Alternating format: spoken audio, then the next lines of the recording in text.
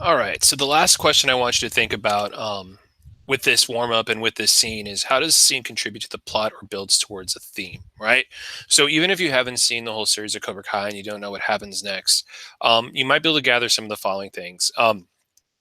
We know that Johnny can grow from Miguel, right? So this pushes things forward because this is one of the first times that Miguel is really teaching Johnny as well as Johnny is teaching Miguel, at least so explicitly. Like, Johnny says thank you at the end. He kind of really takes his advice with Allie and follows up with her. And you'll see later that he does try to get his dojo back, right? And we see that Miguel still needs Johnny.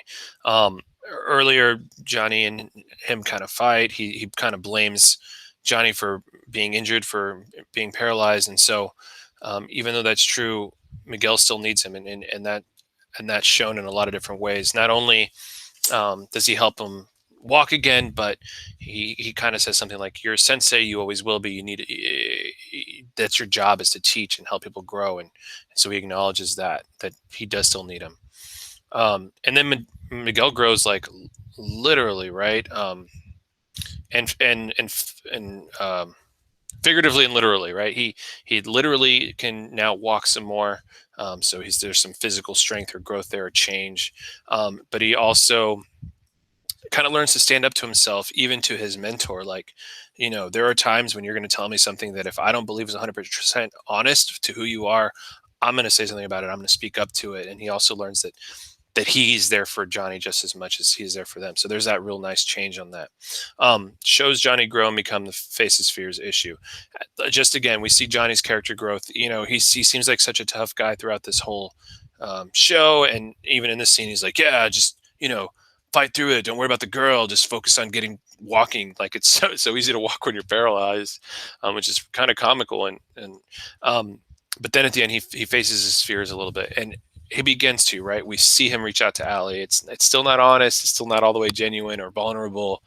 Um, but he's trying. He's trying to get better and grow and change. So there's a lot of thematic ideas. So that's kind of like how the plot moves forward, right? There's a lot of thematic ideas going on here. So we kind of see the importance of working together. These two people need each other to kind of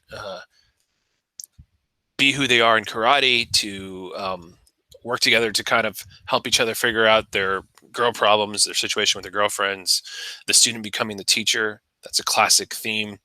So it's working together, and we see that Miguel is helping Johnny work through some things that he knows he needs to work through. We also see maybe that unorthodox methods sometimes work.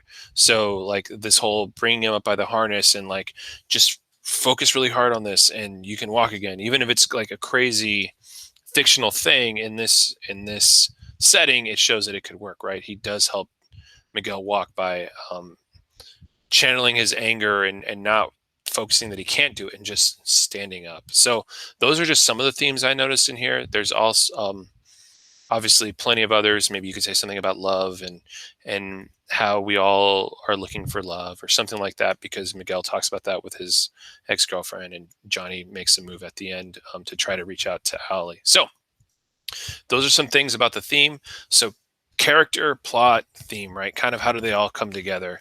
And that's how they do that. So we've looked at archetypes, we've looked at complex characters, we've looked at a very specific scene and what it shows about characters and plot and theme. And now we're going to put that all together in a short story and see how that plays out, not just in television, but in fiction.